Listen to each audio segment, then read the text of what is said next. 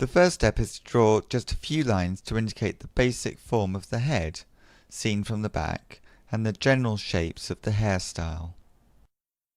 These lines are loose and exploring lines, not outlines or fixed lines. At this stage I think it's easy to want to make it look as if it's more realistic, the drawing, but I think it is generally better to get a feel for the shapes involved so that you can start to understand the form as a three-dimensional rounded shape rather than just an outline, and start to put in some of the lines that will actually help create that 3D quality on a two-dimensional piece of paper.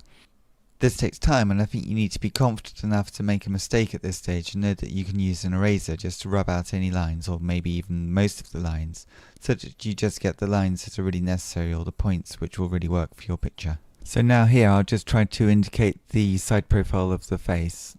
Next, I'll now look to see what I've got and try to find a few parts of outlines and some of the main lines of direction in the main forms for this image. In this way I hope to create the basic shapes and outlines and let them emerge through repeated drawing rather than trying to find them straight away and then just staying with them. This process does take time. I think it's just a matter of redrawing and rechecking your drawing at every stage. So here I redefine some of the lines and erase the top of the hair and redraw it so that it suits the rest of the drawing that I have so far. Now I've got this more or less, I want to draw some darker marks using the same 4B pencil, showing some of the spring-like curve of the tied up hair. At this early stage I still give an indication of the highlights where the hair captures the natural light. Next I'll speed up this drawing for a little while to draw some of the detailed, more directional lines of other parts of the hair. I'm trying to draw in all the main directions of the hair, showing how they cross over each other and interact, because it's a sort of messy hairstyle, so I don't want to be too precise, but I'm using a pencil which is a single line, so I need to do a combination of specific lines going directions and then some more vague lines and vague areas of tone. So I need to keep drawing like this for a while, trying to get some of the sort of whiplash curved energy lines of the hair in place to give the whole drawing some form and some energy. I'm just working out where the hair goes and how it's tied up and around itself, and trying to indicate how it goes over the form of the head so it doesn't just stop at the profile of the drawing that I have, that it actually goes around as if it's a three-dimensional form. So there's more and more hair to do. It seems to be an awful lot of hair, and now I'm just trying to make some of the smaller areas darker within the shapes of the hair.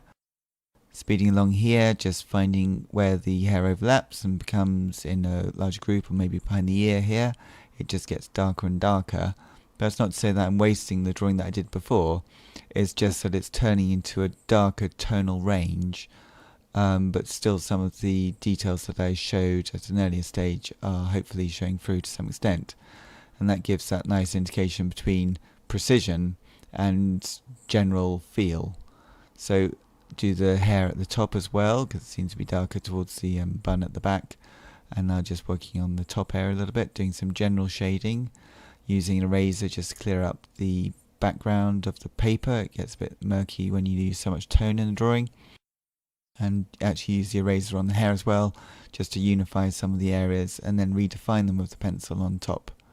So now I'm getting towards the end of this drawing, I think, and I'll just redefine the profile, her profile, and just redefine the lines of her neck as well.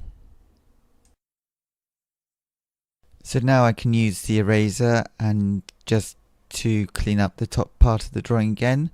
And I think I'll add some details to her ear, maybe smudge some tone for her cheek and just darken the top of her hair once again.